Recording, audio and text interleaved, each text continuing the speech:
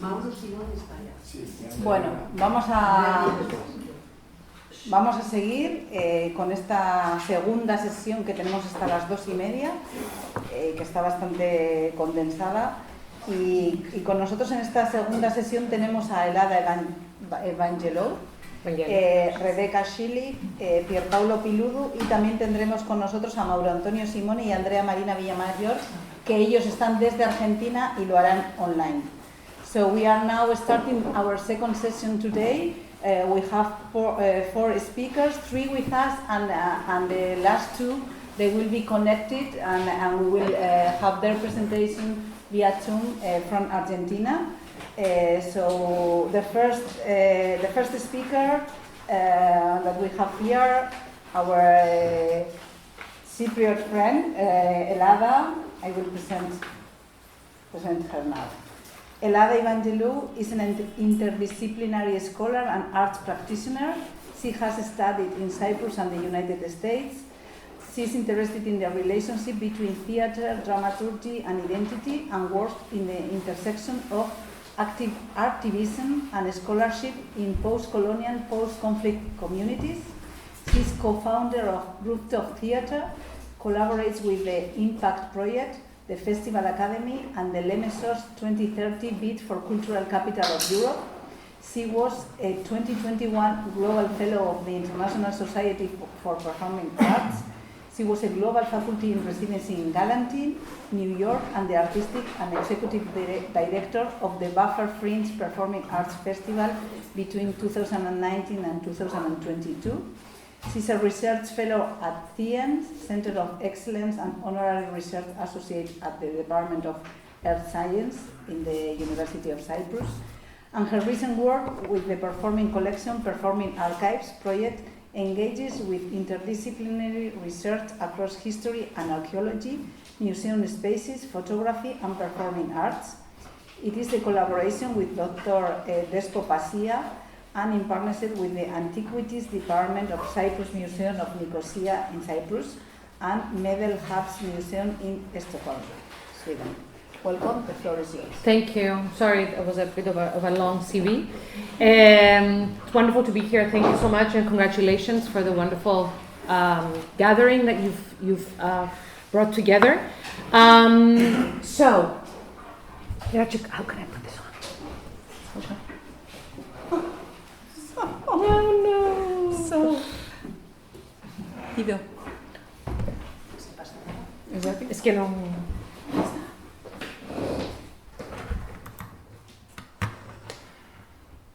Thank you.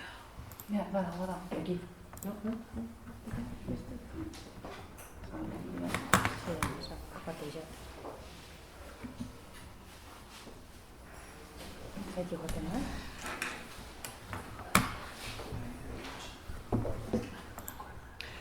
So I'm going to start as we're figuring this out so we don't eat up the time. Is that okay? So, I'm here in my capacity as one of the 2 coordinators of the project Performing Collections, Performing Archives, the creative afterlives of the Cyprus Swedish expedition. Sorry. And I will be talking about interdisciplinary approaches and performance making in museums. So this is a wonderful new field for me, and I'm a theater scholar and I'm a cultural studies person. Thank you so much. So I'm discovering museums as these wonderful, amazing places, and it's great to be with you all. I'm learning so much. So a little bit about this project. The project in itself started in 2023, and it started from photography scholar Despo Pasha and myself. And it started as a result of our curiosity about the photographs that emerged from the Cyprus-Swedish expedition. There are about 10,000, more than 10,000 photographs that are publicly available on the Swedish Museum's website of an archaeological expedition that happened between 1927 and 1931 by these four guys. Four Swedes that came to Cyprus and excavated about 20 sites all over the island and basically started professional archaeology on the island. Before, it was mostly people digging stuff up and shipping them all over the world. One of them, John Lindros, who is the guy there, was an architect and a photographer, and he's responsible for taking more than 10,000 photographs, which register both the archaeological findings, but they also register the lives of these four men and the lives of Cypriots more than 100 years ago. So, I'm going to talk a little bit about the timeline of the project. So we started with initial research in 2023. We explored photography, we explored the writings of the Swedes. These were journals, letters. And we also visited the Cyprus Museum that has half of the excavated remnants from the expedition. And we also started meeting a world of people that were around the expedition. In November 2023, we decided to invite a bunch of these people to the Cyprus Museum. By that time, we had a very wonderful rapport with the Cyprus Museum, which is the main archaeological museum on the island. It's in Nicosia. So we invited historians, archaeologists, authors, museum curators, scholars, and also descendants of some of the people that were associated with the expedition. We found the family of one of the workers. So we had the niece that came there. And then once we realized that this was a world that we wanted to dive into, we organized a series of workshops with collaborating artists from November 23 to April 24, in which we engaged with all of these different remnants. So writings, photography, with the objects in the museum, and we started to creatively engage with them. So this resulted in the first theatrical iteration, which happened on the 21st of April in 2024 in the beautiful yard of the Cyprus Museum. Cyprus Museum was inaugurated in 1905, and it's, you know, it has that antique feeling. It has a wonderful garden with a bunch of graves at the back. But this is us reading the first iteration of the play, which then became this 1 month later. Incredible stories, Απίθανες ιστορίες, and this is also the title in Turkish, was a four-scene promenade theater, again at the Cyprus Museum, and it basically incorporated 4 new stories that emerged from the creative processes that we were dealing with. So 4 characters that some of them are historical, some of them do not exist in reality. These are figures from the photographs. That guy, obviously dead. But I wanted to also share with you, as I'm speaking in the next part, a little bit the video from which is not here. It's okay.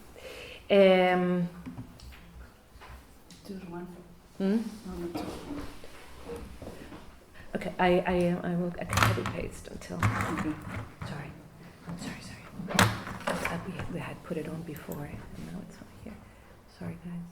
It's not here? Maybe it's here. Apologies.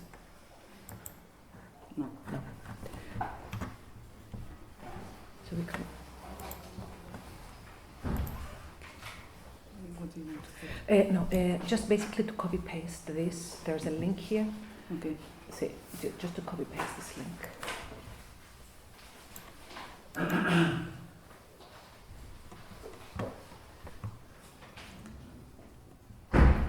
If you right click, yeah, there we go. So I'm going to talk over the video because I don't have enough time, and I would like to talk about the next stages of the project.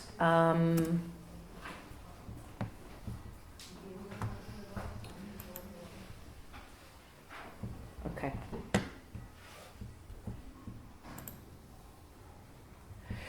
So So what you're going to see is the very small rendition of what was a 40-minute performance that started from the garden of the museum, and it went through 3 other spaces within the museum. And it's all the texts you will see here are new texts that were written through workshops. And what they tried to do was to start off this conversation about, so what can be the afterlife of this material that we have theatrically within this space? I'm going to let you guys to see it as I'm talking about the next phases of the work. So the next phase of the project after this, we are in it right now, is the creation of our next performance. Our next performance is called Encounters, and it will happen in March 2026 at the Medelhavsmuseet in Stockholm, which is something we're very happy about. But we started thinking about how these 2 performances differ. The Medelhavsmuseet holds the other half of the excavated artifacts of the Swedes. And this was done based on an agreement between the Swedes and the colonial government of Cyprus at the time. So the law was changed in 1927 to allow for the Swedes to legally take the artifacts out of Cyprus and take them to Sweden, and they did. In 1931, they took about 60% of the artifacts to the museum in Sweden, and I will show you now that space. Just I wanted you to see a little bit what the Cyprus Museum looks like. So what we are practicing is a dramaturgy of multi-perspectivity, so multiple perspectives. And this is characterized by specific things. It's an interaction between official, unofficial, and imagined narratives. So there are things that we officially know, we have documents, we have scientific studies. There's unofficial narratives, such as interviews, right?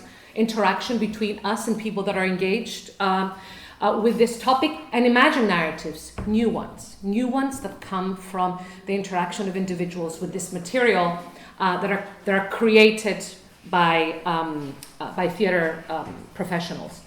There are multiple stakeholders and modes of research. So we do not just work with scientists, we do not just work with artists, we do not just work with museum curators, we work with everybody. There is engagement with diverse materials in theoretical and practical ways. So the core of the group, Vespa and myself, we are both scholars and practitioners. So much of the work that we do is an interaction between thinking theoretically, what does this mean, right? So how are we talking about colonialism, for example, in this context, right? So we are very concerned about things theoretically, but we're also very concerned about things practically. It's the work that most of you are doing. What does it mean to present this in the Cyprus Museum that was a colonial remnant, for example? And what does it mean to go to Sweden and do it there? There is a generation of new possibilities in approaching the material. So we try not to work with only established methodologies. There are custom-made approaches that we engage with. So if we do not have a tool, for example, we do at times also go back to Theater of the Oppressed, Forum Theater, wonderful tools from there.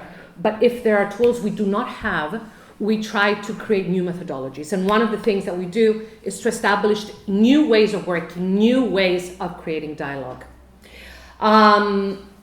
So, what are the foundations of our creative process? This is a scene, I just wanted to, maybe stop here for 1 second. This is a scene of a character called Eleni. So Eleni was the cook for the Swedes. She's a historical person, but we did a number of exercises about this figure of Eleni. And she really caught the imagination of the creative team.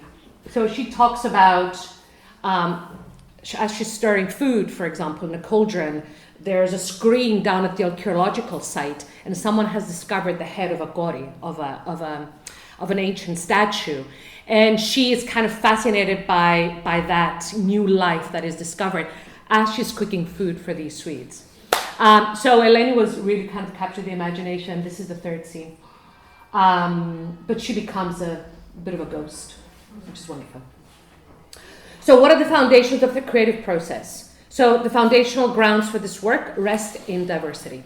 They incorporate a variety of diverse elements and sources, some scholarly and others artistic, relating to curiosity and this element of desire, that desire in the Aristotelian sense of epithemia, of to desire something that when it's coupled with reason, it can be productive. So the project started, as we said before, with these remnants, as Hobsbawm calls them. And what has been left from these past times, from these past 100 years?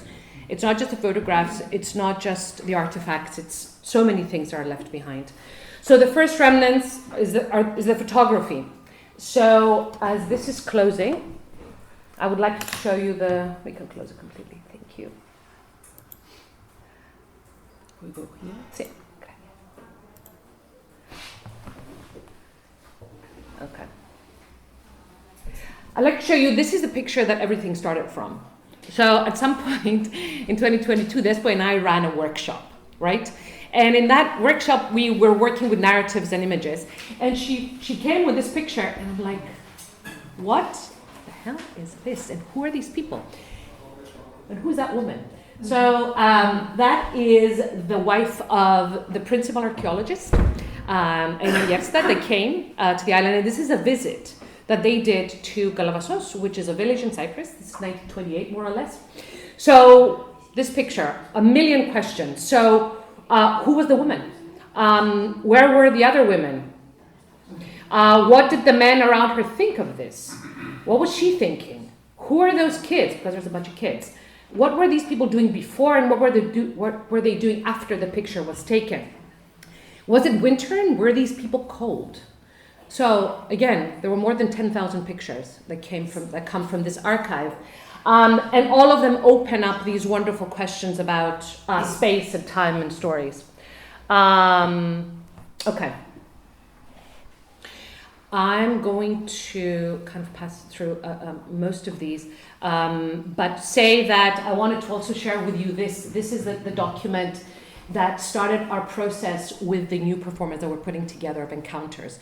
So this is the amendment of the law in 1927, which allowed for the Swedes to take legally to take more than half of the artifacts to Sweden.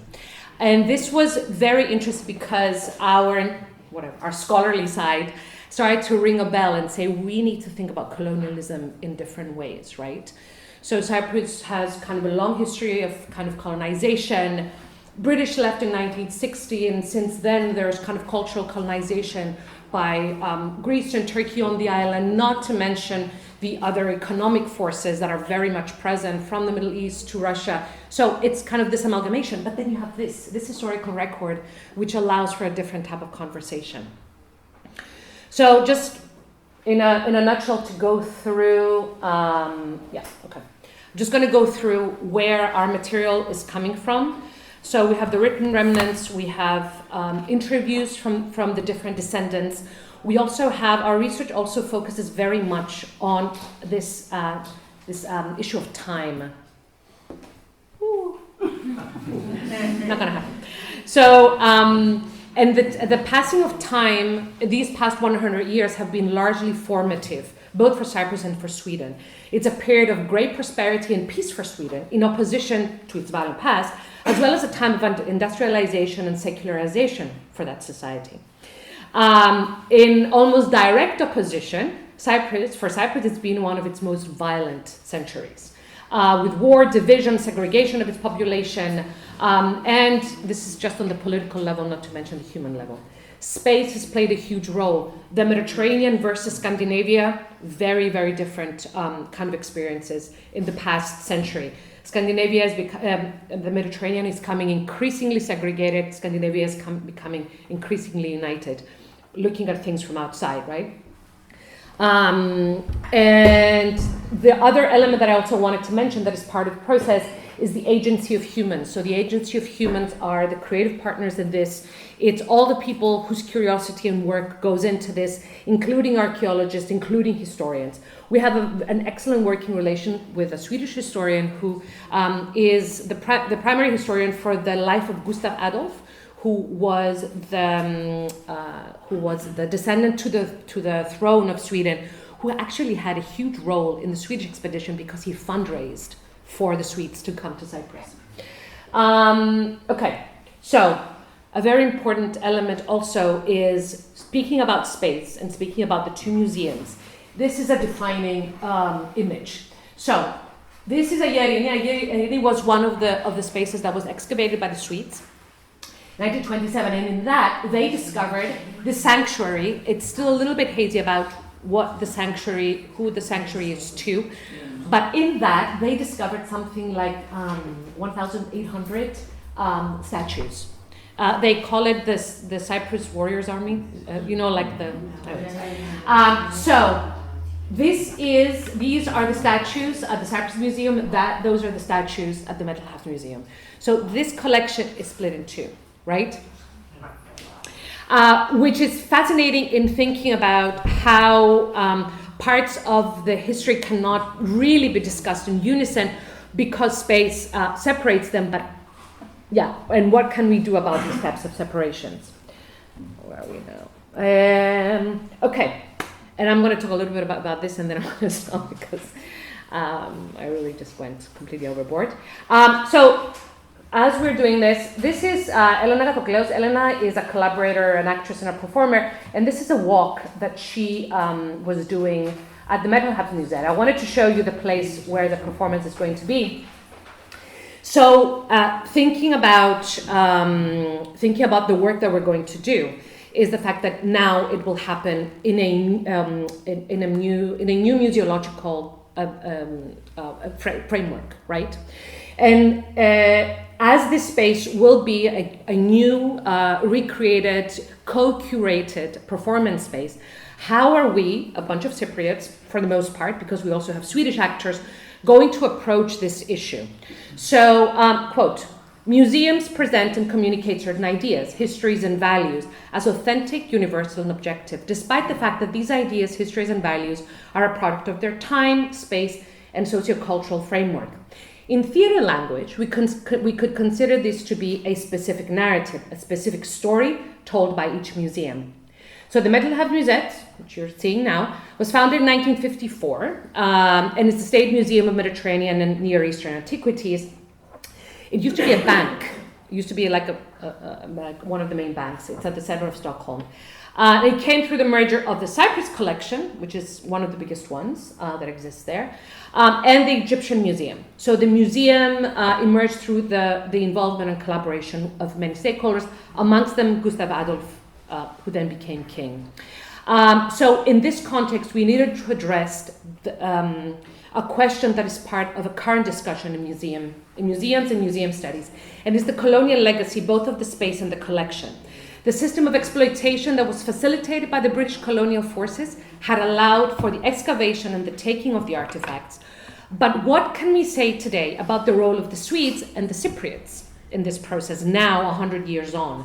And as evidence that this is part of the popular discourse, we were speaking to Fredrik Hellander, he's a museum guide and educator for the Cyprus collection. And we asked him, so what are people's reactions when they see the Cyprus collection? He said, well, their question of Swedes, is how did these get here? And why are these still here? So there's kind of a lot of concern about the relationship with the objects. For us, creating a new text, creating a new theatrical experience, means unpacking many of these thoughts and these claims, and doing justice to the space of origin, which is Cyprus, and the destination museum, as well as all of the stakeholders. We made 2-3 decisions, and I'm going to go through them, and then I will stop because, yeah. So the first decision is that we would do a docudrama, basically meaning that we would only take texts that have a historical reference. We would not do any creative work. So we wanted there to be a specific kind of historical correlation of texts with voices, right? So we went back and we did more archival work, and we went into new archives both in Cyprus and Sweden. The second thing is we decided to try to keep the languages that these source texts were written in. So the performance will be, please stay in your seats, from the enthusiasm, it will be in Swedish, in Greek, in Turkish, And then the English translation will be on the wall.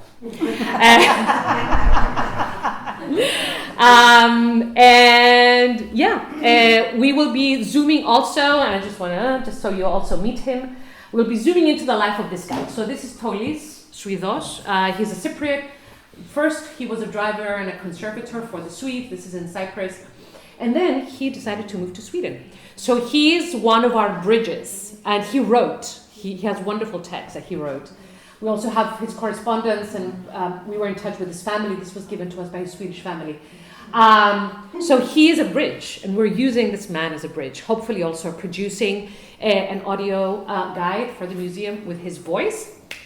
And then it will be wonderful. Thank you so much. Thank you for your patience.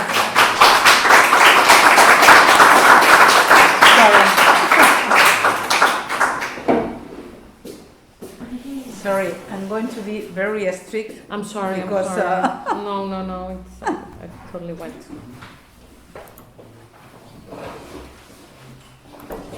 Thank you. I didn't. No, it's mine. You sit there? You sit here? Where do you sit, Rebecca? So I'm going to sit here. Okay, you tell me and I'm going to read from here and I'm Okay, going to click that. I You do the minimize everything. I can do it. Can you? Yeah. Thank you.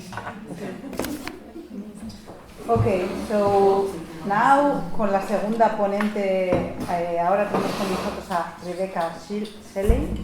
Rebecca Shelley is a producer and a program manager specialized in arts education and public engagement in heritage settings. A graduate of Rooftop College, UK, European Theatre Arts, and Erasmus Mundus in the International Performance Research at the University of Arts Belgrade and University of Warwick. She has been working with cultural institutions, heritage attractions, and civil society organizations for around 20 years, primarily in Belgium, Greece, and the United Kingdom. In 2017, Rebecca co-founded Heterotopia, an Athens-based creative research studio that promotes the use of performing arts practice in heritage interpretation and museums learning. Welcome, the floor is yours. Thank you. Thank you so much and thanks for the invitation.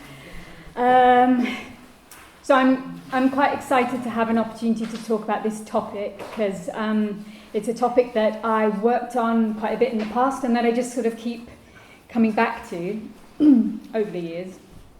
And it's a focus of theatre and performance practice that sparked my interest actually before I started working in the heritage sector and before I knew that there were such things as museum theatre or living history or live interpretation.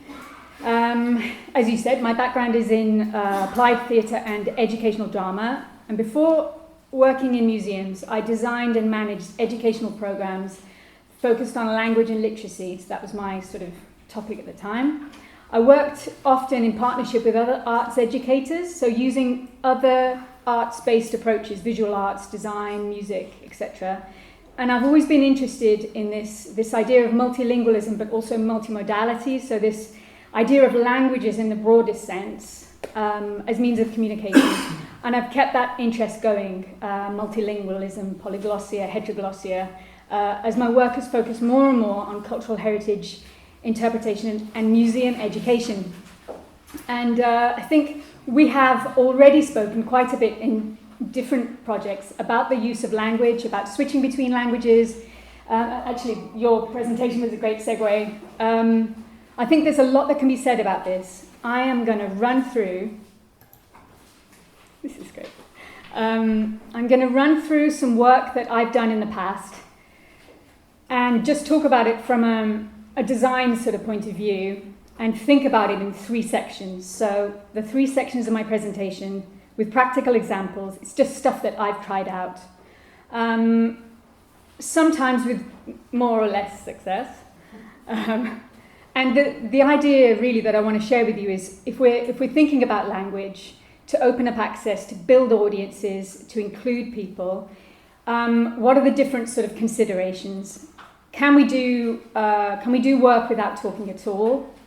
If the audience of visitors is distinctly multilingual, can we address them all by not talking? Are there ways of using 2 or more spoken languages simultaneously, just at the same time? And in terms of the use of subtitles or translations, where there is a common language, like a language of instruction in a classroom, how can we integrate an additional language? So these are just some questions that I've sort of thought about. Let's begin with not talking at all. So, can we open up access to cultural heritage and include people without addressing them in their own language? What happens if we just don't speak? So, here you can see a trio of really brilliant performers, a dancer and 2 physical theatre mime artists, and they're all Spanish, actually. We used full body suits to emphasise their movement, their shape, their gesture. They didn't speak at all. They couldn't speak. We created a series of choreographed sketches and set routines using the artworks on display and the features of the buildings and the room where we were. And this was combined with kind of direct, playful and spontaneous interaction with the public. And we used a promenade itinerary to lead people from the entrance hall through to the exhibition galleries. Now, why were we using theatre? So the Beaux-Arts Centre's Family Day was an annual event. It was free of charge and it was open house. And it was an opportunity for the institution to kind of build their audiences. Now, Brussels, I'm going to talk about Brussels a lot because I lived in Brussels for quite a long time. My last example will be from Greece, where I live now and work. Brussels is hyper-diverse. It's a multilingual city, and usually these kind of events are accessible in 3 principal languages. So we've got Dutch, Flemish, French, and English. Each year, Beaux-Arts were working with a team of educational designers to create like a big participatory art-making spectacle in their main hall. And every year it was something huge, like a sort of a centerpiece. But what they had noticed was that the families who were coming to take advantage of this free day, they weren't necessarily going in to see the exhibition that was also free. These would be not a permanent collection, but a visiting exhibition. So they wanted to find a way of connecting those 2 spaces. So we created this team of silent guides to connect the play space and the gallery space and encourage families to go to explore a bit further and sort of give them permission to be playful together in the exhibition gallery.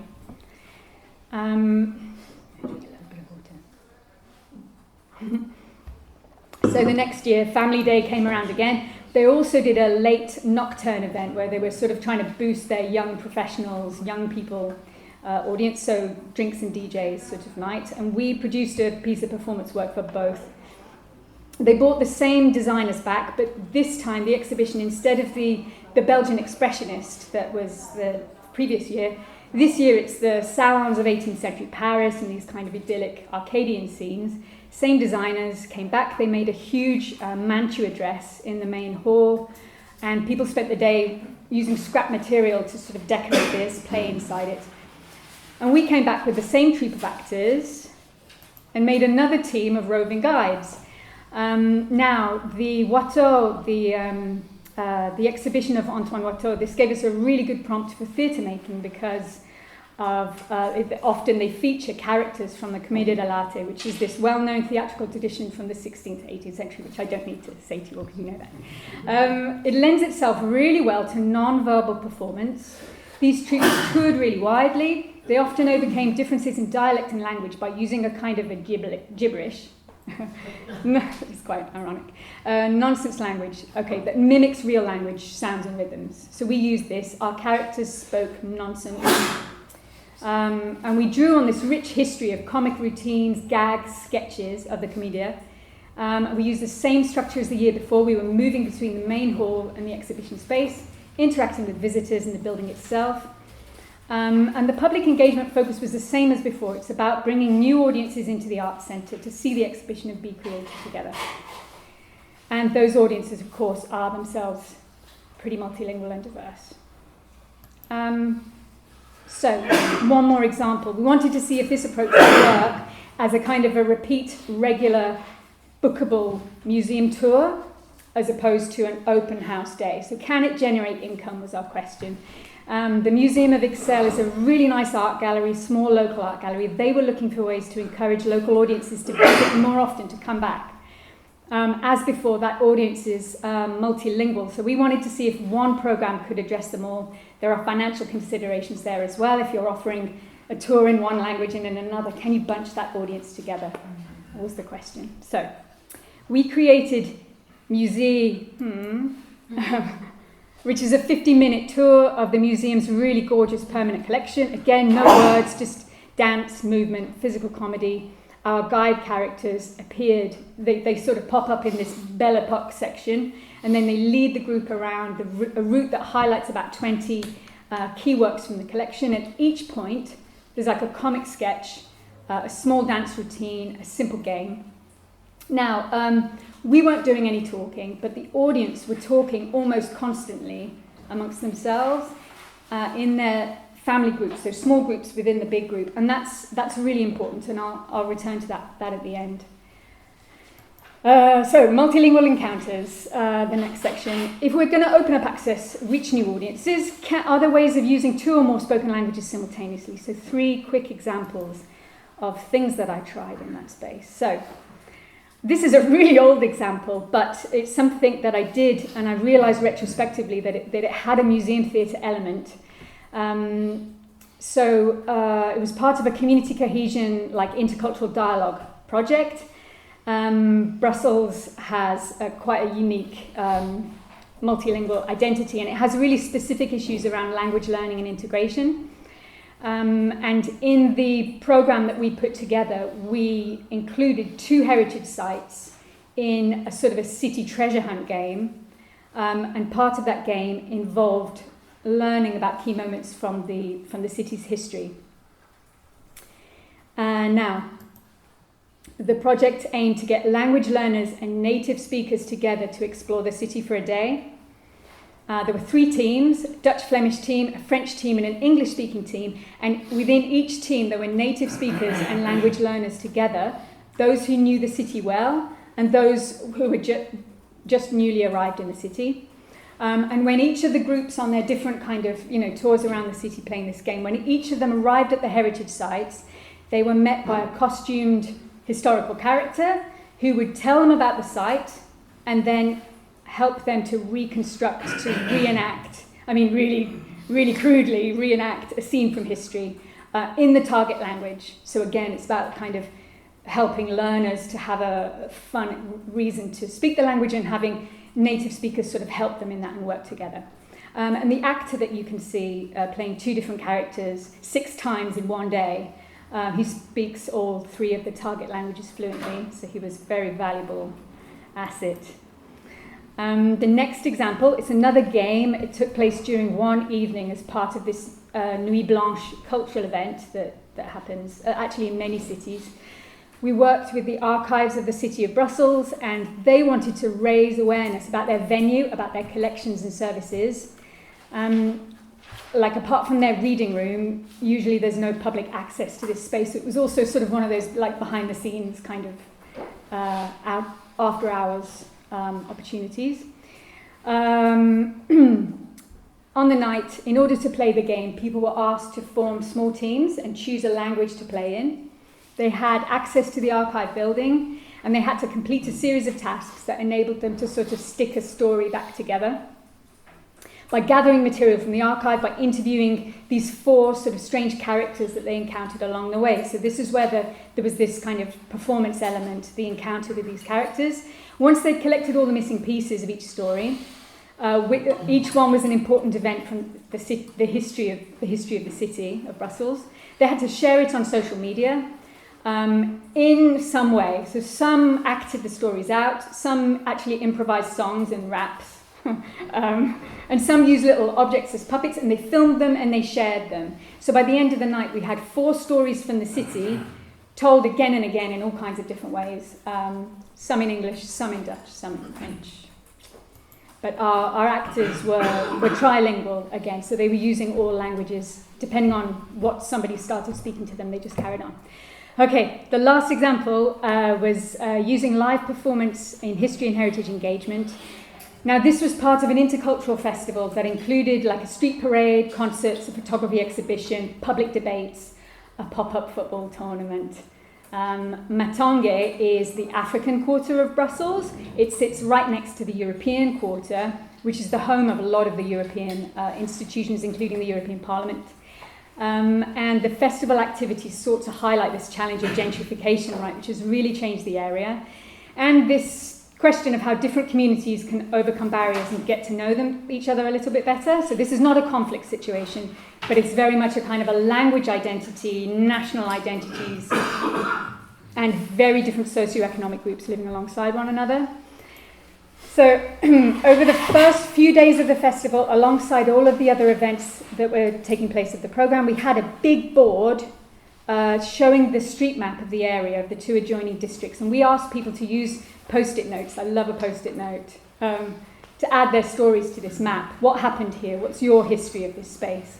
So they did that over the period of 2 days, and then together with two of the people I'd worked with actually on the Lost Archive, we made this fake sort of comedy tour group, Matonge Europe Tours, and on the last day of the festival, we took big groups around the streets, and we shared the history of the area, but we interspersed that with these stories that people had contributed, local gossip, little intrigues, personal stories, that people had shared on the map, and each tour was conducted in 3 languages mixed together. So each of us led on one of the languages, and we all jumped in with one of the other languages. So we were all doing it in 3 languages, but everybody had their principal language. That's how we managed that. And again, it was this combination of rehearsed sections that we really had sort of quite fixed, and then a lot of improvisation in between. Okay, last example. I hope I'm not taking too long. So this last section, I just wanted to talk about subtitles and translations, because I think this is also the space where technology is really opening up opportunities, but also posing some really interesting challenges. So if there is a language of instruction, so we're in a classroom setting for this example, how can we integrate another language, and what does this bring to the kind of language, the learning, and the meaning-making process? Okay, so we're in Greece now. The last example is a museum theatre programme for Greek secondary schools, made in partnership with the Paxinouminatis Museum in Athens. It was delivered online with the performer and the facilitator in the museum, the students in the class with their teacher, and to do this we used a special video conferencing platform called Museotech. And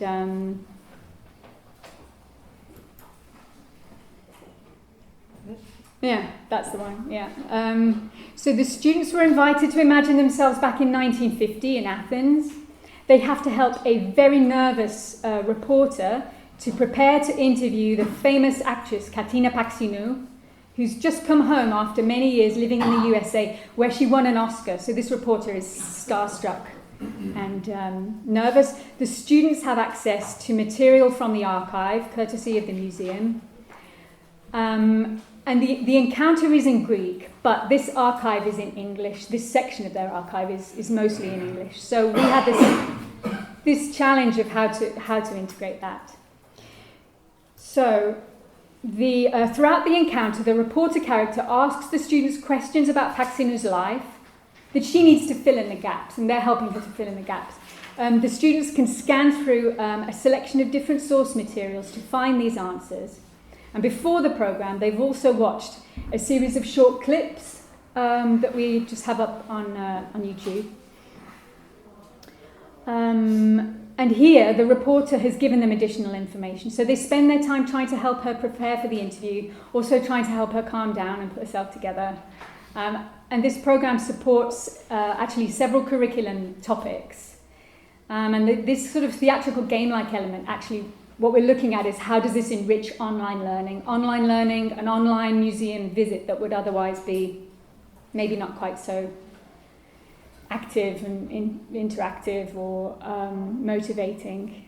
The programme supports, I just said that. So the use of museum theatre to enrich online learning in history classroom is a subject that my colleague Fotini Vinieri here has done quite a bit of work on, and she's going to explore that later, so I'm not going to talk about that anymore. But what I'm going to do is I'm going to conclude. So I've given a few examples here of theatre and performance used to explore history and cultural heritage in some way. I appreciate that there's quite some big differences.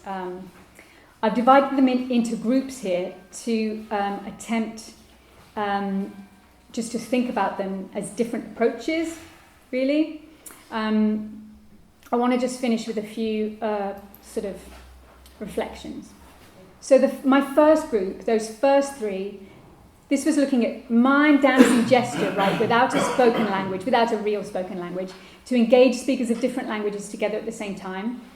Now, as I said, we found that although the performers themselves were mostly speechless, the audience spoke all the time. And we heard them asking each other, what do you think is happening here? Now, that is the basis of a visual thinking approach to art mediation. And in their little groups, they were sort of working together to make sense of things, sense of the artworks, the space, and the connections that we were suggesting. And especially children we noticed that they were really confident in kind of doing the explaining for their grown-ups. And I think that there's value in creating space to help those conversations happen freely without trying to shape them and correct them. And as part of free of charge sort of open house nights, they do bring in new visitors. This is good because I've only got 1 minute left. But I think maybe it's worth remembering that these are part of larger interventions. They don't just sit on their own in isolation necessarily. They're part of public programs, or they're part of an event that has other elements to it. So the question there is, can theatre add value? Can theatre contribute something? The next group of examples use multilingual performers to just try and cover everything at once. With the City Escapade and the Lost Archive games, from the perspective of the participants,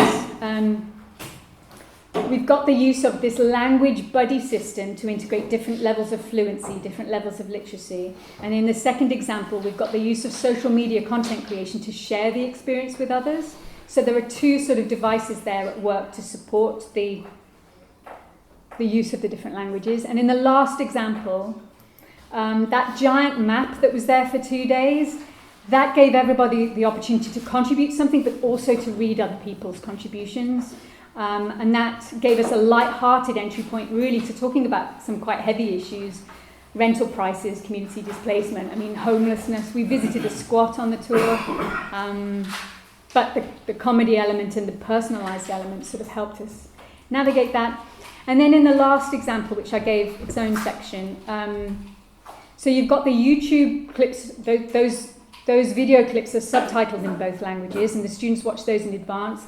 They've got archive material in front of them, both as a printout but also up on the screen. So this is about giving people time to absorb and to see the content before they're asked on the spot to comment on it.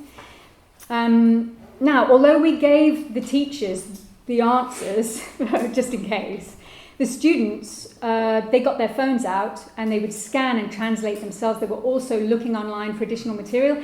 This really motivated them, and we're really keen to explore that further. But I guess one of my questions here, because of course we have natural language processing technology now, simultaneous translation. My goodness, what wonderful opportunities. But I guess the question is, how do we as theatre makers, as interpreters, as interpretation designers, experience designers, how do we make sure that those don't become these technologies of isolation that take people away from each other, and that they become, or that they serve as a tool to still make people to connect with one another, to ask opinions, give opinions, to interact. So I'm just going to leave it with that. Thank you.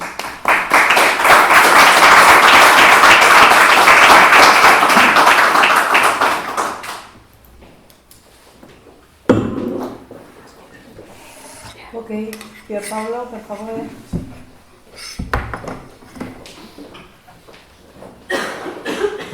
This conference is a multilingual test too.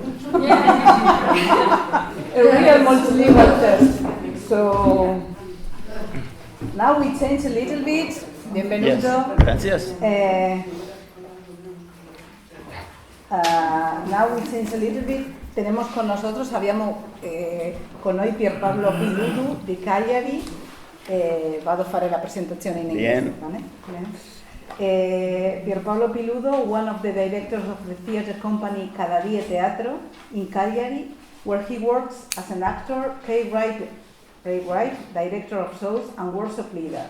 Since 2006, on behalf of the company and with the support of the Instituto Etnográfico de la Sardegna and the Faculty of Cultural Anthropology at the University of Cagliari, he has been conducting research on witnesses to the 1943 bombings carried out by the US Air Force, which destroyed much of the city. At the same time, based on his research, he has created workshop focused on the events of 1943, which has become a real spectacle that has been performed every year since then on the anniversary of the most serious bombings. Bienvenido. Okay, gracias. Thank you, Iratxe. I apologize for my bad English. But good Italian. Okay.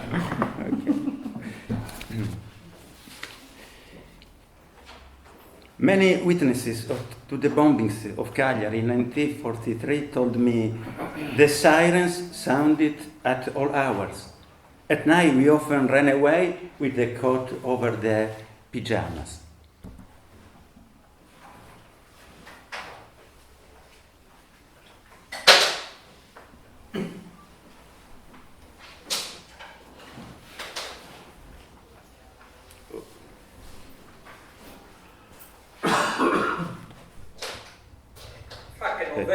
Tornatemi indietro così. Tornare indietro. Scusate. Il bello della diretta. Cosa sta andando? Okay. Si prendevano solo una statua perché pensavano che la bomba alla statua del santo non l'avrebbe colpito. Fa che non suoni la sirena.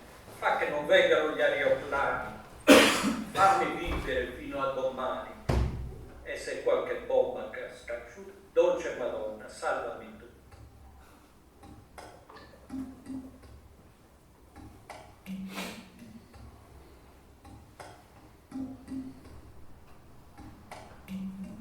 Ja stavi giochetto, giochendi saia, canduvia dante via tu veri, pianta periferia, ed ogni aziate vicina, ti variate mamma, Castello via ancora una vita manna. Il sabato mattina scuole elementari in riva, i figli della nuba la tunata in divisa, la domenica di fronte al porto una passeggiata, Pierpaolo Boulevard una grande piazza alberata, Castello in su, marina picano a Scappaci, si conosce al teatro e tu sei cittadini vivi in paci, ci pianava che guida, 40 nazioni, splagiati a regione, testimina sui balconi. La radio trasmette la stessa frase da mesi, spezzeremo le reni agli alleati e agli inglesi. I figli bombardamenti nel mare, luce bengala, la gente guarda lo spettacolo al bastione la sera. Correvi ciò che tu non ti visti, a meglio, pagati dei curisi, mobili, correvi ciò che tu.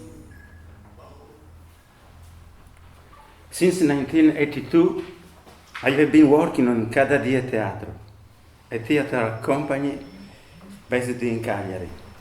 The theme of war has been present in many of our shows since the beginning. About 30 years ago, we staged a story that told of a child with Down syndrome who died in Cagliari in 1943 during a bombing raid by the US Air Force.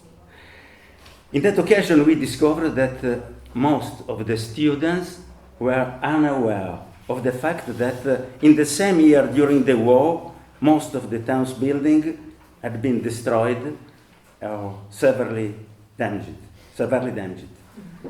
Almost always, at the end of the school performances, at least one student raised the hand to ask it was a theatrical invasion or if the city had really been bombed and destroyed. It seemed incredible to us that only after a few decades, oblivion had descended on a tragedy of such great proportion that took place in our town.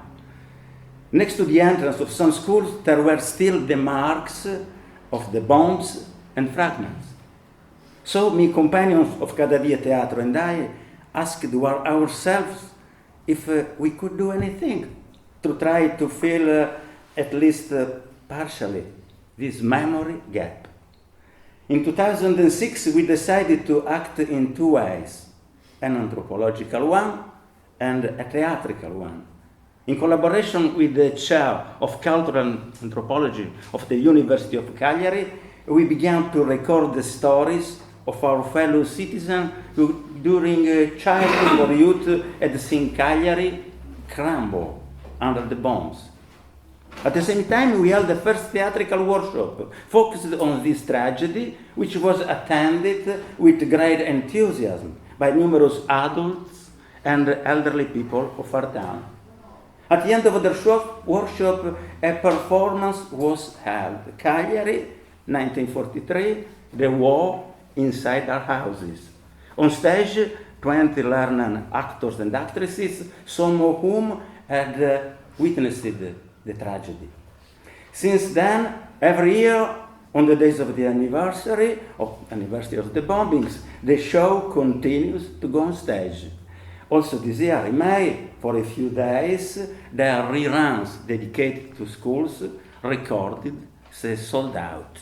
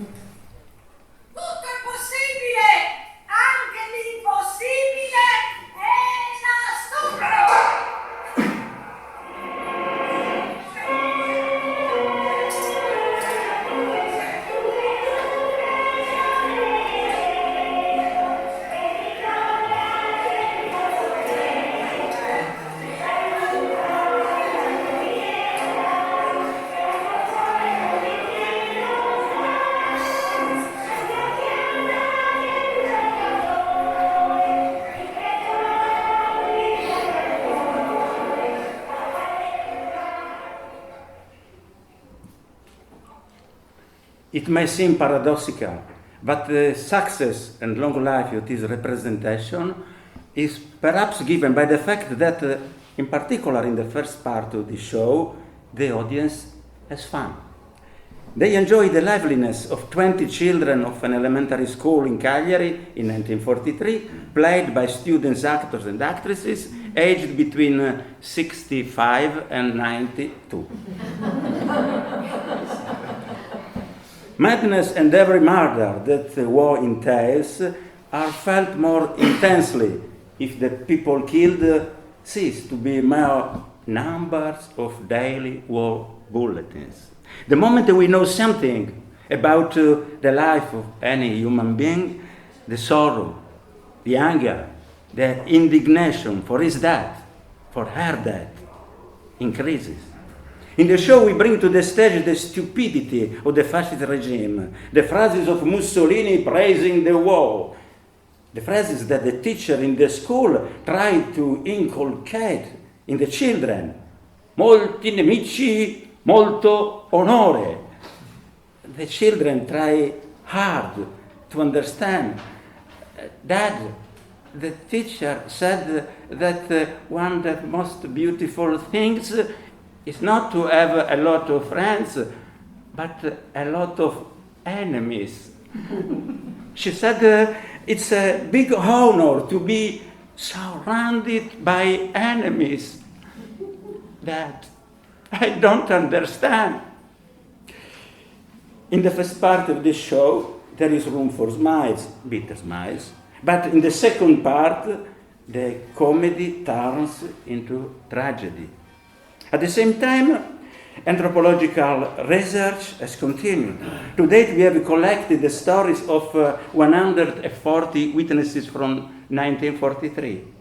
Both illustrious Cagliari citizens and simple people accepted our invitation to remember the sorrow of the war, which were often told with great emotional participation. Their stories make it unequivocally clear what happens when war breaks into the lives of any human being everywhere in the world. There are the stories of the vanquished, as Ciccitu Masala, one of our great writers, called them. Stories that have no place in the narratives of official history. A few years later, we made a documentary where we ran away with the cotton over the pajamas with several fragments of particularly touching testimonies. Since then, before each performance, we have presented an abridged version of the documentary. The theatrical pose. Okay. Sì.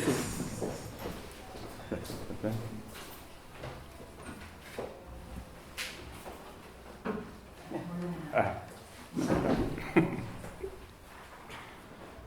Noi eravamo soli, senza un aiuto di nessuno, Eravamo nudi e crudi che non avevamo niente addosso, abbiamo perso lenzuola, soldi che c'è. Ma non abbiamo perso solo la casa, abbiamo perso il negozio, perché la bomba è caduta nel negozio che c'era in Sant'Eulalia, mio padre aveva avuto il negozio, quindi noi siamo diventati poveri. Di poco. Non aveva niente, non avevamo la casa, non avevamo di che mangiare. Tutto, eravamo così, non si sapeva dove stava, morendo dalla fame. Diceva perché noi siamo rimasti senza giustizia, senza niente. Così come Dio ci ha creato. Mia nonna mi ha abbracciato e le ha detto una sua amica, la bambina è rimasta con quello che aveva addosso, con quello che ha addosso. According to many teachers, the combination of a documentary and theatrical performance is a very good way to inform and raise awareness among students about the tragedy of their town, and in general about the bombings on civilian populations. These tragedies almost never find adequate space in school textbooks. Since last year in Cagliari, we have laid the foundations for what we hope will become a house of memory on the tragedy experienced in Cagliari. A place dedicated to conservation, diffusion, and reflection on this important part of the story of our town with an eye to the present.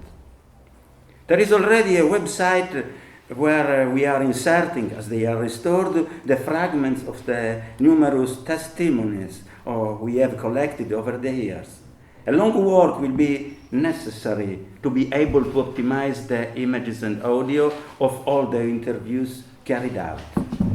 For age reasons now, there are fewer and fewer people who can testify about the days of the bombings of our town. So we have activated collaboration with some high schools to create opportunities for reflection and elaboration about our research.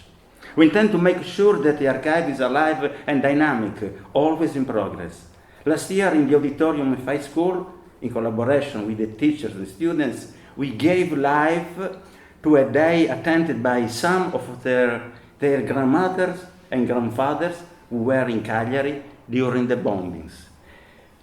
We like the idea of a passing of the baton where young people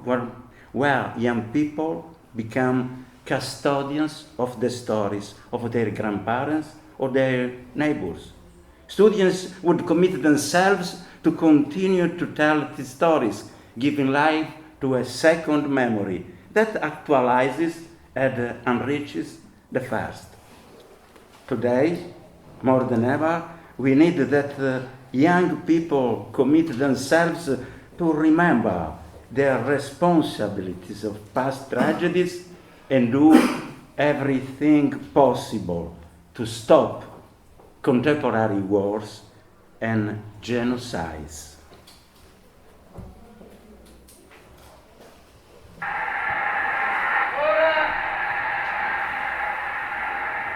L'ora delle decisioni irrevocabili.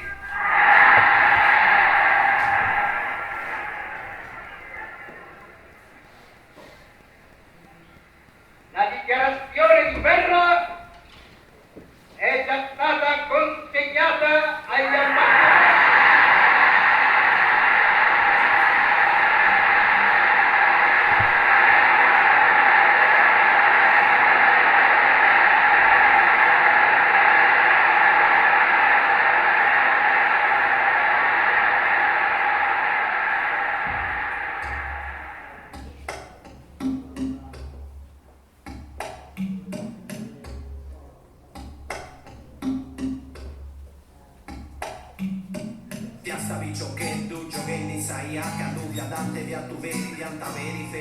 ed ogni azienda vicinauti variate mamma Castello via ancora una vita manna. Il sabato mattina scuola elementari in riva, i figli della lupa la durata in divisa. La domenica di fronte al porto la passeggiata, via Roma un boulevard, una grande piazza alberata. Castello in Sosso, Marina, Picano a Stappaci, si conosce al caso tu sei 50 e vivi in paci. Ci pianava che tutta 40 stanazioni, stracciati a regionata e sterminati in balconi. La radio trasmette la stessa frase da mesi, spezzeremo le reni agli alleati, agli inglesi. I primi bombardamenti nel mare, luce bengala, la gente guarda lo spettacolo al bastione la sera. Correvi ciò che tu non imprevisti, aio, ora vite poesie, mobili. Correvi ciò che tu, oh, a tu attento. Correvi ciò che tu non imprevisti, aio, ora vite poesie, mobili. Correvi ciò che tu. Anche se era febbraio, era un bel giorno di sole. Castello alza gli occhi al cielo, il cielo cambia colore. Più di 100 fortezze volanti. L'America è una nuvola nera che da Susico viene avanti. Con bombe e con spezzonamenti che esplodono a mezzo metro dal suolo. In 1000 schegge e roventi. Chi cerca la mamma, chi urla, chi piange. Via Sant'Efisio un fiume rosso di sangue. Passata restituta, non ti fatti in tempo. A fuori sul rifugio punti mortus in centus. E in ogni dopo, l'oppressore brandi. S'acqua potenti e sfiducia vententi. Crollano i tetti, avverti il domani. I ricordi appesi ai muri, le posate tra le mani. Castello, ore, fuoco e polvere e paura. Piazza Ieri, un cratere, chiaro un mare di macerie. Corri di ciò che tu corri, non devi scaglio, spostami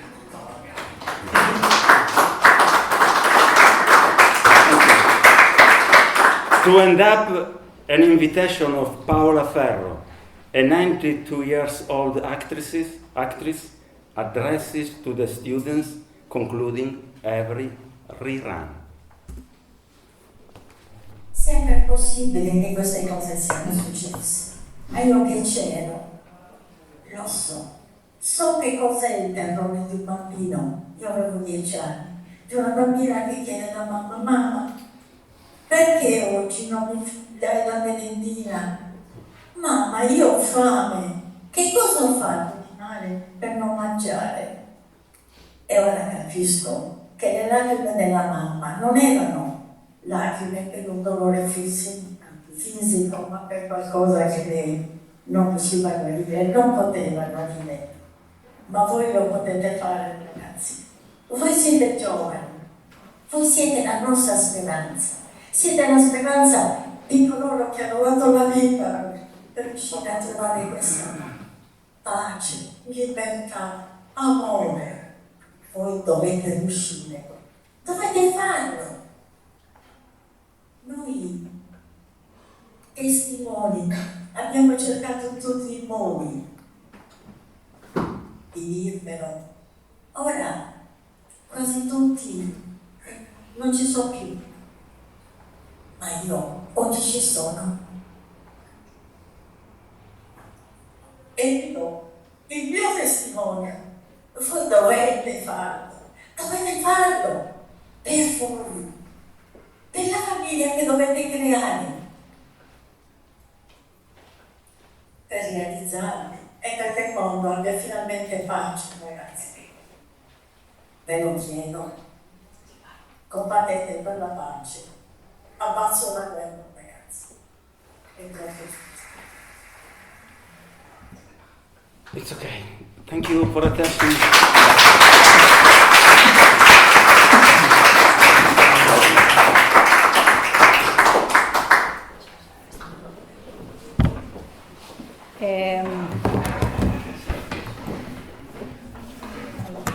Now we have our colleagues from Argentina on Zoom, so we are changing a little bit that. So while we are doing that, if any of you have any questions for, if you want Ellada, Rebecca and Pierpaolo come here, so in the 5 minutes that we are changing that, if they have questions for you.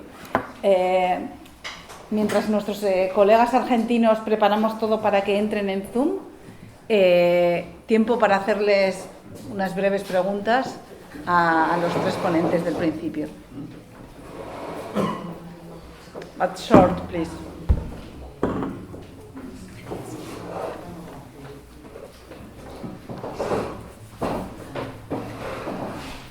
Quiero ver el vídeo, Harry, ver ahí en vídeo.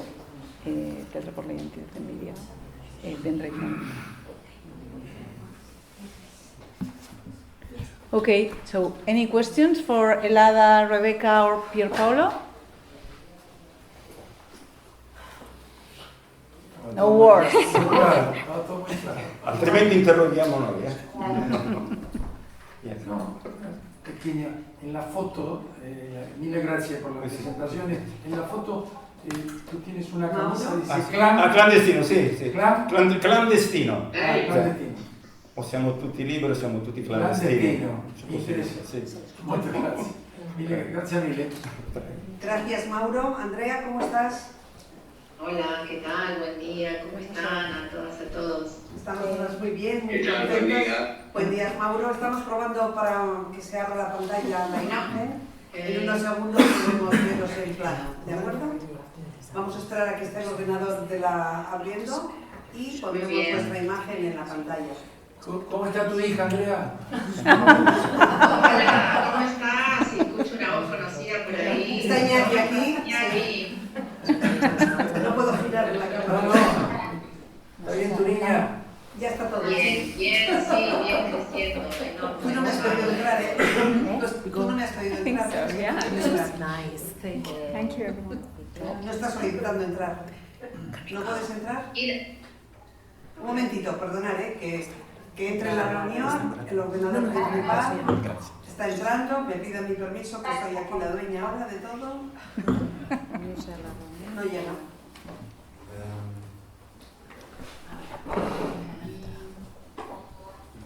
Un momentito, eso no es una cuestión de tecnología. De todas maneras, aquí os estaré escuchando, la mesa ya habéis comunicaros a todos que habéis escuchado toda la mesa, ¿verdad? Que habéis estado escuchando lo que decían las compañeras y compañeros, y no sé qué puedo hacer yo ahora para entreteneros. Vamos a probar primero esto antes de poner vuestro vídeo, ¿vale? No olvidamos vuestro vídeo, pero... ¿Te ha pedido abrir? No estás entrando en el link, en el de hoy, no es el de ahora. ¿Cómo se llama el que tenemos ahora en marcha? Es el mismo que está en la web. Tienes que entrar de abajo. Sí, pero es el mismo. Debería ser el mismo, pero bueno. Debe ser el de ayer uno y hoy es otro igual. No. Mauro, Andrea, ¿se oye bien? Sí, perfecto.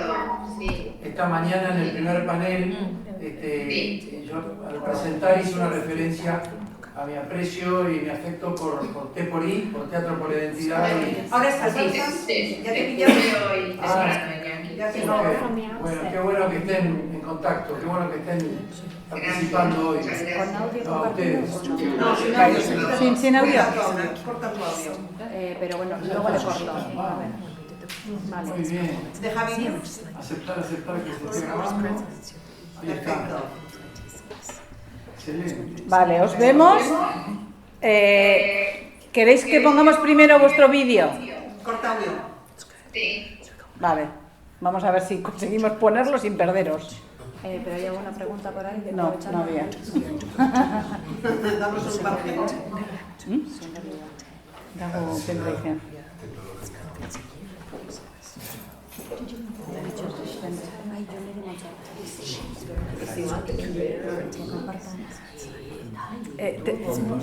¿Podéis compartirnos el enlace por chat? Que no lo tengo aquí. Que el pendrive se lo ha llevado el compañero.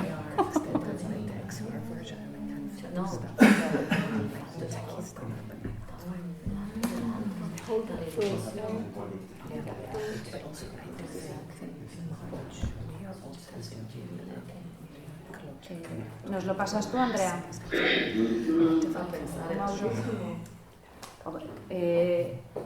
Mauro, ¿puedes comenzar con la...? No, primero no.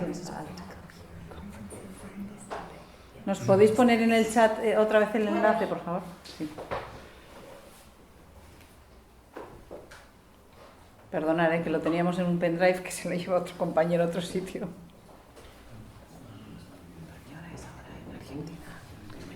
Súper pronto. 7:30 o 8:30.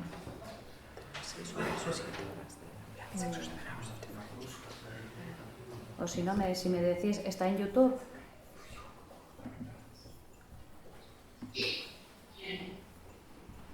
Andrea o Mauro. Sí. ¿Está en YouTube? No nos lo habéis puesto todavía en el chat.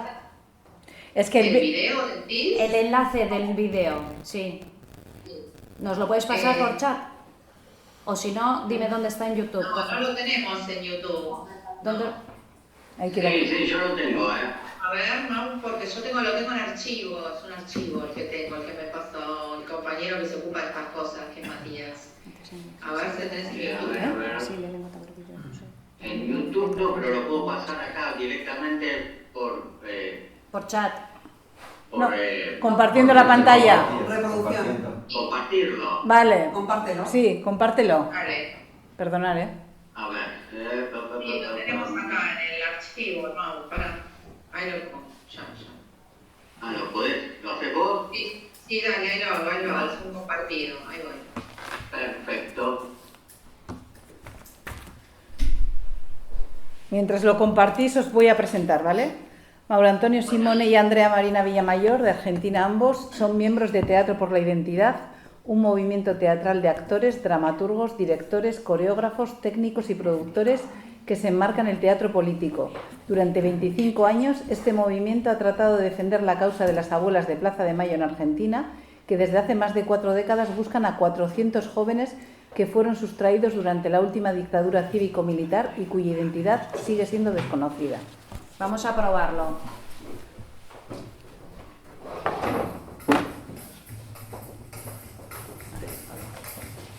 Está saliendo el sonido, El vídeo también, El vídeo también. El vídeo se ve, pero el sonido no. Sí, sí, las dos cosas van bien, ¿eh? Sonido y vídeo. Teatro por la Identidad. Con los que estamos en el escenario, los que están en la platea, con los que van a ver en imágenes y los que no pudieron venir, con los que aplaudieron y los que actuaron, con los que escribieron, los que dirigieron, con los que siempre nos abrieron las puertas de sus teatros, con los que colaboraron y siguen colaborando, con los que hacen colas pacientemente, con los que nos replican en todo el país y fuera del país, con los que se movilizaron a propósito de la duda, con los que esperan el abrazo, con los que ya lo encontraron. Todos somos Teatro por la Identidad.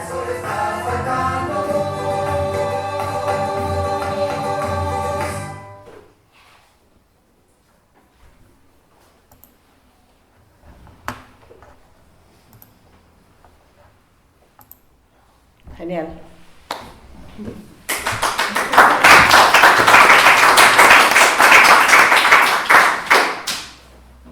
Os pasamos la palabra. Adelante. Bueno, rompemos el hielo entonces. Buenos días a todas y a todos.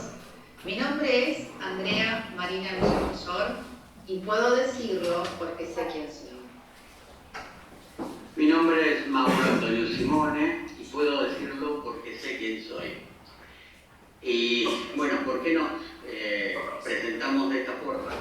Es una forma de dar testimonio de que nosotros sí sabemos quiénes somos, de dónde venimos, quiénes son nuestros padres. Y todavía en nuestro país hay más de 300 personas que no saben quiénes son, que fueron secuestradas en vida por la dictadura cívico-militar eclesiástica que se ocurrió acá en Argentina del 76 al 81. Y estos hijos de las personas que fueron secuestradas fueron robados por un plan sistemático de apropiación de bebés. Así damos testimonio de que estas personas no saben quiénes son, no conocen su historia y nosotros sí. Por lo tanto tenemos que ayudar mediante lo que es el teatro, que es nuestro trabajo, a que puedan encontrar su verdadera identidad. Bueno, en línea con lo que dice Mauro, bueno, el teatro es nuestra herramienta de búsqueda. Contarles un poco cómo es que nace Teatro por la Identidad. Este año estamos cumpliendo 25 años de existencia, lo digo y todavía me emociona un poco, son muchísimos años. Teatro por la Identidad ya es nuestra familia. Nace por allá, por el año 2000, al calor de esta necesidad de crear un mecanismo de defensa contra lo que fue el exterminio y la desaparición forzada de personas durante la dictadura cívico-militar en Argentina.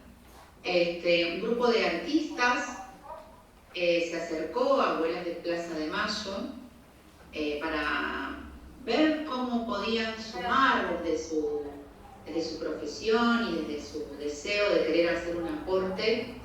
Y es que así nace, vamos a hacer una muy breve síntesis, ¿no? Nace una obra que se llama Propósito de la Duda, que fue escrita por una dramaturga de aquí de Argentina, Patricia Zangaro, y dirigida por nuestro gran y tan querido compañero, actor Daniel Fanego. Y sucedió algo que nadie esperaba, ¿no? Que fue que el día que se estrenó esta obra, se presentó una cantidad muy grande de público, se hizo una función y la gente se quedaba esperando afuera, entonces tuvieron que repetir la función. Fue un fenómeno, ¿no? En resumen, fue un fenómeno y después hubo que pensar qué se hacía con eso que estaba sucediendo. Yo entré un año después, hace 24 años que soy parte de Teatro por la Identidad. Pero esto es un poco la historia. Cabe mencionar que hay un antecedente que es Teatro Abierto, por allá por el año 1981, ¿no? Es como una continuidad de lo que fue aquel Teatro Abierto. Así es como, bueno, Teatro por la Identidad empieza de una manera, bueno, muy sui generis en aquel momento. Y se hizo una gran convocatoria a toda la comunidad teatral.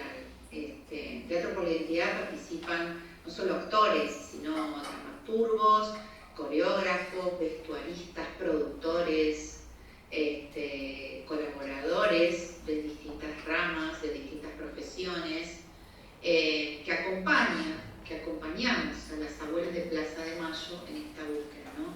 Es así como el teatro se convierte en nuestra herramienta de búsqueda, de sensibilización,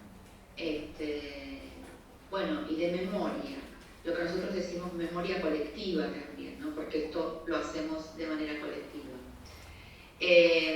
Ustedes nos ven ahora, Mauro y a mí, que somos parte de la comisión de dirección de Teatro por la Identidad, pero somos 13 compañeros y compañeras.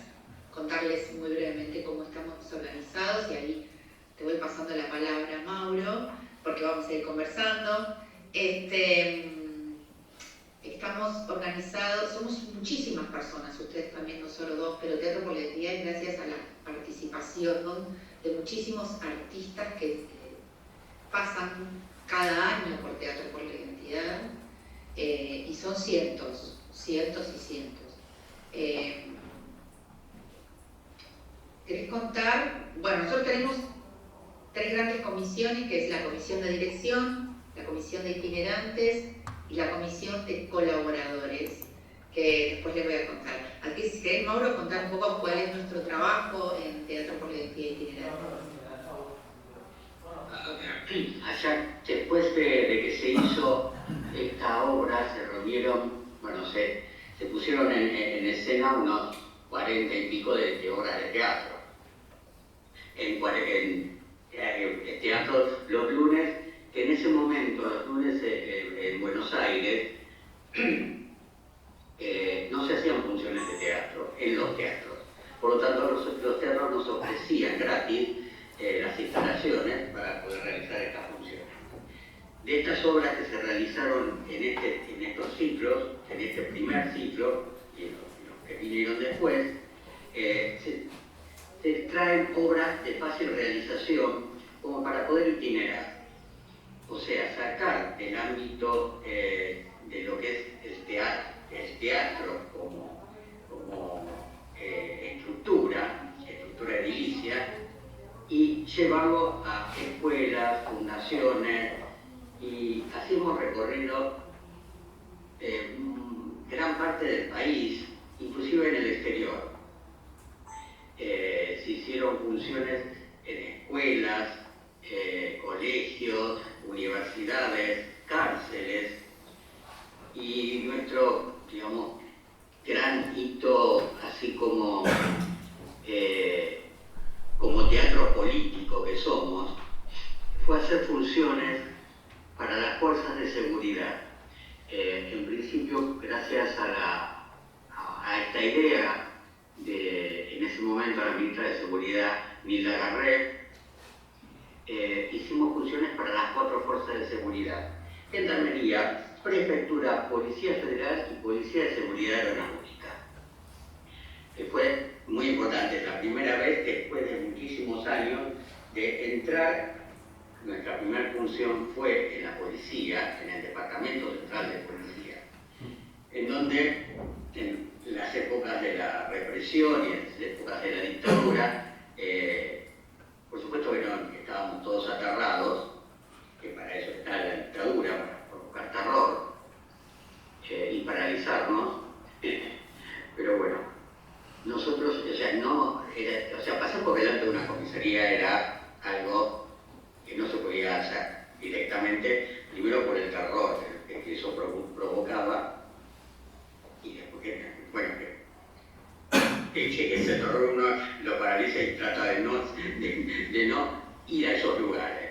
Y estábamos ahí dentro de las fuerzas de la Policía Federal Argentina haciendo una función de teatro por la identidad, diciéndole a estas personas qué pasó, qué hicieron de malo, e inclusive cada función de teatro por la identidad, después al final, cuando termina la función, termina la obra de teatro, habla, esto empezó a que hablaban las abuelas, ¿no?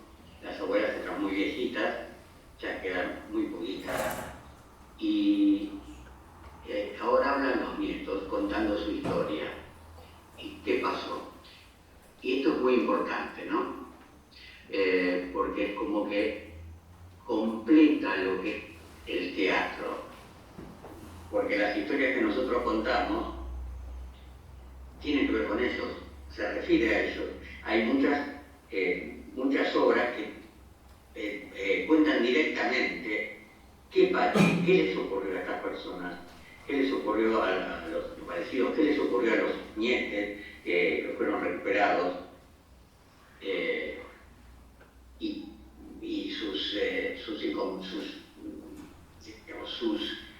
formas de enfrentar a la vida después, antes y después de conocer que fueron apropiados.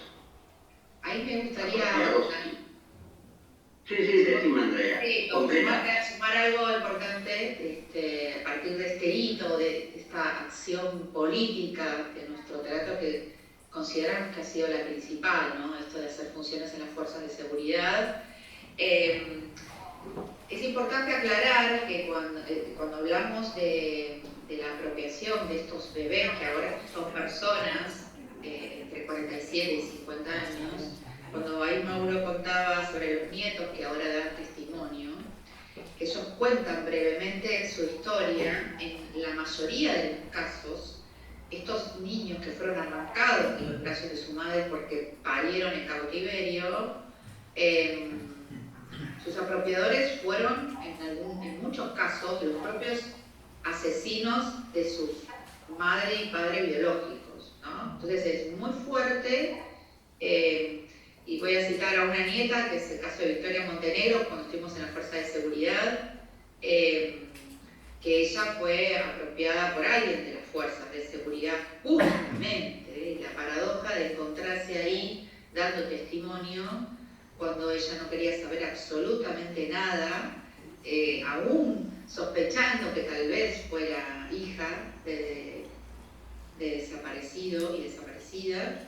Y cómo acercarse a las abuelas y el trabajo inmenso que han hecho durante todos estos años las abuelas para que las personas se acerquen y quieran conocer su verdadera identidad.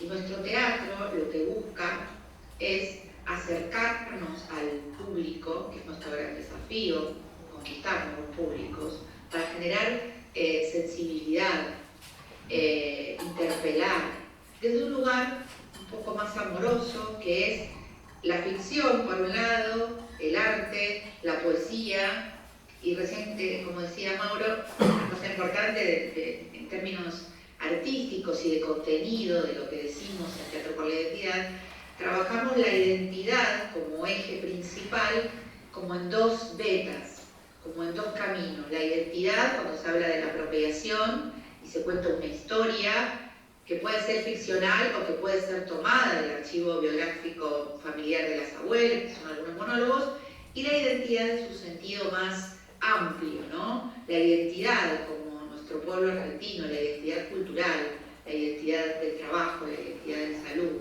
la identidad de género. Entonces, fuimos aprendiendo también a lo largo de estos años cómo interpelar a nuevos públicos para sensibilizar y crear conciencia sobre lo que pasó en Argentina. Y además, y también digo, ayudar a encontrar a estas personas que no conocen su verdadera identidad, estos nietos y estas nietas, y que hoy viven en la mentira. Y consideramos, más que una consideración, es un derecho que tenemos los seres humanos en todas partes del mundo, y aprovecho para saludar y agradecer que nos den este espacio. Tenemos derecho a saber quiénes somos y poder decidir la vida que queremos con esa verdad. Te paso la palabra, Mauro. Sí, bueno, y un poco esto nos llevó a tratar de ver distintas formas de poder llegar a esta gente, porque estas personas están en cualquier lado, y en cualquier parte del mundo. Entonces, ¿de qué forma podemos llegar a través de lo que es el arte, que como bien decían, es el caballo que va delante del carro de la historia? Por lo menos muchos creemos eso, ¿no? Que distintas formas de crear, veamos, o sea, se hacen estas obras, empezamos con obras de temática directa, que tenían que ver con la apropiación de bebés, con la dictadura militar, pero después eso empezó a agotarse. Dicen, bueno, pero ¿qué pasa? ¿Qué más pasa? O sea, ¿cómo podemos llegar a otros lugares? Entonces abrimos esto, como decía Andrea, de la identidad en general, o sea, la identidad como país, la identidad sexual, la identidad en todo su amplio sentido. Entonces empezamos a crear cosas. O sea, todos los años nos rompemos la cabeza, nosotros nos juntamos todos los lunes de todo el año a cranear, a pensar, a hacer una revolución de ideas, a ver de qué forma podemos llegar a esta gente. Y con nuestro arte. Entonces empezamos a cambiar, a hacer festivales, a convocar, a hacer, a pedir obras, a hacer concursos de obras de texto, que después se convertían en obras, obras que se ponen en el escenario, obras ya, concursos de obras ya realizadas, que estaban en cartel. Hicimos talleres en una época también. Talleres, tuvimos una feria. Tuvimos un programa de radio. No nos pisemos, programas de radio. Nosotros fuimos a los cursos, a hacer con nuestro coro. Íbamos a los cursos que se realizaban en febrero, en la capital, en Buenos Aires, no solamente con música, sino diciendo un texto, uno de los textos cortitos que tenemos, que son textos de temática directa, se hablan específicamente de la apropiación de bebés. Y decimos, ¿qué vamos a hacer? O sea, ¿quién nos va a dar? ¿Quién se va a parar a escuchar esto? Que no es fácil, y menos en un pueblo que es todo alegría. Pero no, estábamos ahí y la gente absolutamente callada, escuchando qué es lo que estábamos diciendo, nuestras canciones que estaban referidas a eso, también a la apropiación y a nuestro trabajo teatral. Y inclusive llegamos nos invitaron a participar en un curso, a desfilar en el curso de Gualeguaychú, como una banda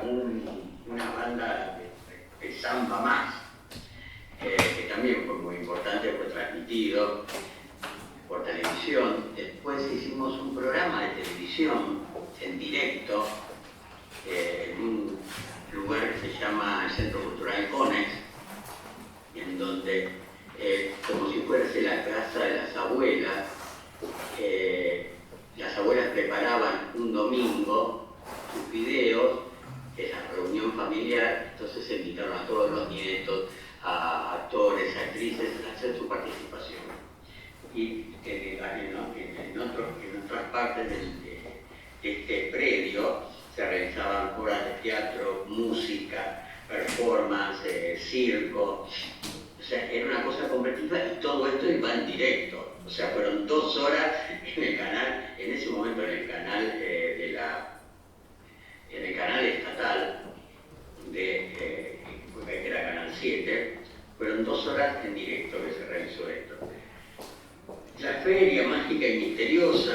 Mauro y Andrea, estamos encantados de escucharos, pero... A ver, hicimos festivales nacionales, internacionales, contarles también que existe, nosotros somos Teatro por la Identidad de Buenos Aires, tuvimos el puntapié inicial, pero existen otros teatros por la identidad en otros puntos del país, en diferentes provincias, en otras localidades. Existe en Londres, con 2 compañeros argentinos que están allá haciendo teatro por la identidad de Londres. Existió en Uruguay, actualmente no está vigente, pero existió en Uruguay también. Así que hicimos un festival nacional e internacional. Y otra cosa para contarles, a partir de la pandemia, que también tuvimos que rompernos la cabeza para pensar cómo nos reinventábamos durante la pandemia. El teatro, básicamente, su razón de ser es aquí y ahora, presencial, ¿no? Y para no detenernos, porque eso es una cosa que nos caracteriza, ¿no? Que no nos detenemos. Sí, ahí te paso la palabra, Iratxe. Sí, te vi. Bueno, hicimos un congreso virtual y ahí aprendimos lo que era un poco más, ¿no? Aprendimos más sobre la virtualidad y cómo llegar con nuestra palabra y con nuestro teatro a otras partes del mundo, que es uno de los desafíos, ¿no?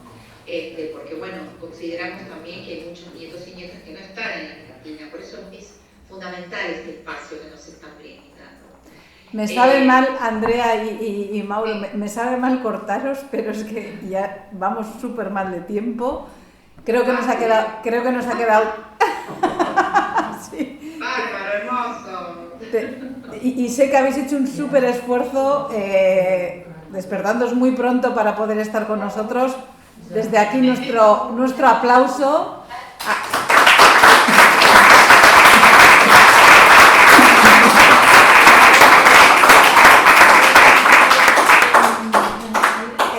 Y seguro que habrá oportunidad. Muchísimas gracias. Todo ha quedado grabado, saldrá una publicación de esto y si os parece bien, si me dais vuestro permiso, pasaremos un email entre todos los colegas del teatro para que podáis seguir compartiendo, porque creo que merece la pena. Gracias. Agur. Agur. Okay, I'm sorry for the English speakers because our colleague had to leave to prepare lunch and other things. I will resume you a little bit what they told during their conference. So, Teatro por la Identidad, Theatre for Identity, is something that they created 25 years ago. They created in order to search all those grandchildren that they didn't know anything about their identity because they were captured by the Argentinian military service, and the abuelas de Plaza de Mayo, the grandmothers, were trying to find them in different ways. So they contacted with these people, and they did it one rehearsal that it was so successful that they had to repeat even the same rehearsal the same afternoon, you know. So from that moment on, they created that theater of the identity. They have done more than 40 different plays, you know, and they have two different headquarters of theater of the identity in Uruguay, in London, thanks to some actors, Argentinian actors that has worked with them. So their basic idea is to find those grandchildren that they don't know anything about their identity. They were captured, and they use the theater to find them. And thanks to all the work, they have found different grandchildren in different parts, because they say that grandchildren can be anywhere. So this is another way that the abuelas de Plaza de Mayo found to use theater in that search of the grandchildren that they still don't know about their identity. So that's why when they started talking, they say, I am Mauro, I am Andrea, and I know who I am. Because many other people cannot say that because they don't know really who they are because of that. So they created many plays, many things. It was a challenge for them to how to do it, how to continue doing it during the pandemic times.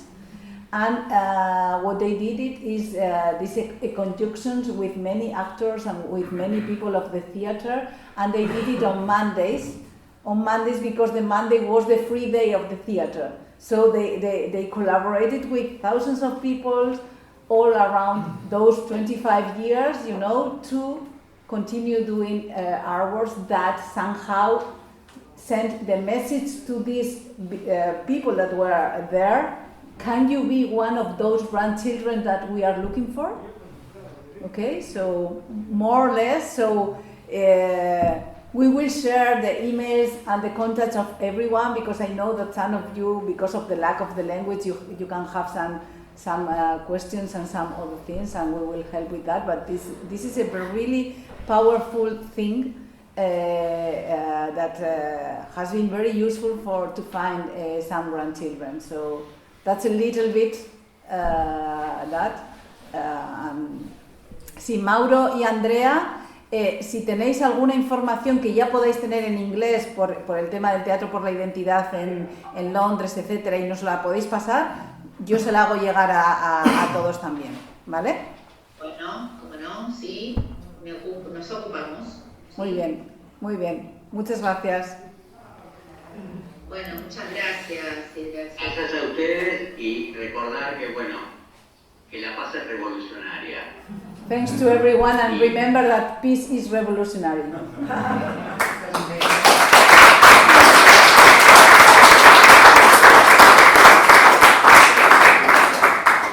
la paz es revolucionaria, que están ocurriendo cosas que no podemos permitir como seres humanos, que es este genocidio que está realizando el gobierno de Netanyahu contra el pueblo palestino. He says that peace is Un momento. He says that peace is revolutionary, but nowadays there are many things happening in the world that we cannot admit, that we cannot see to the other side, like this terrible genocide that is doing the Netanyahu government. Que este capitalismo en el que vivimos no logró ningún tipo de solución, sino estos avances de las derechas que nos tienen tan hackeados en todo el mundo. So it says that this capitalism in which we live on. Que para eso sirve el teatro, para mostrar, para estar adelante, para visualizar qué es lo que pasa y tratar de modificarlo dentro de nuestras pequeñas posibilidades. Okay. Muchísimas gracias, Iratxe, gracias al museo, gracias a las personas, a Iñaki Arnaiz, Burundarena, no sabía que se llama Burundarena, y a vos, Andrea, también, que es mi colaboradora acá, mi compañera. Yo quiero también saludar. Un momento, Andrea, voy a traducir lo que ha dicho.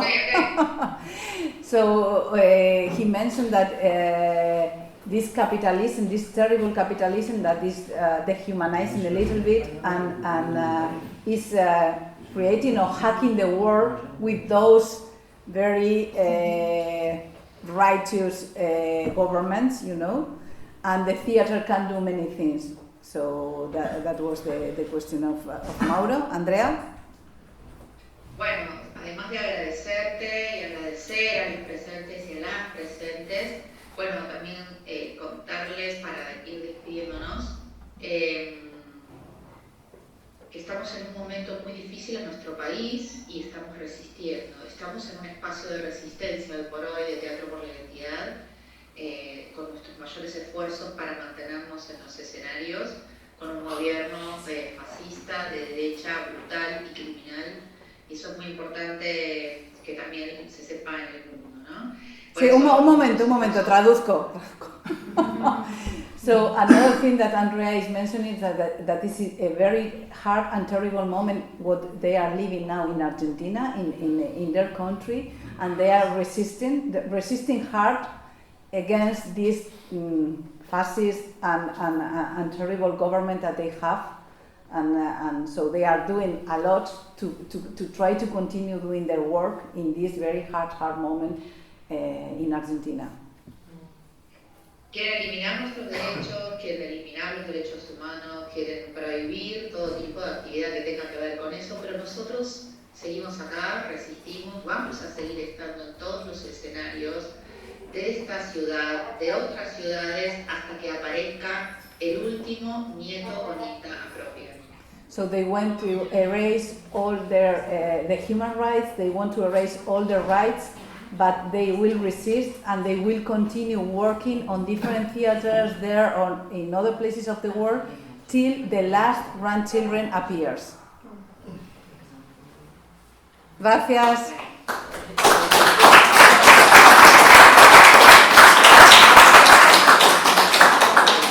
Mi compañero Mauro y a mis otros 11 compañeros que están seguramente en sus casas viendo esta transmisión. Muchísimas gracias. Gracias. Chao. Abrazo. For our friends in Zoom, we stop now and we are coming back in 1 hour and 15 minutes, more or less. Thank you for being there. Gracias. Volveremos en 1 hora y cuarto.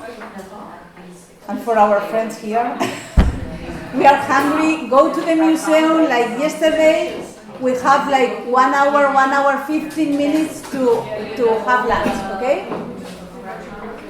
Iratxe, uste dut ez dela kargatzen ari.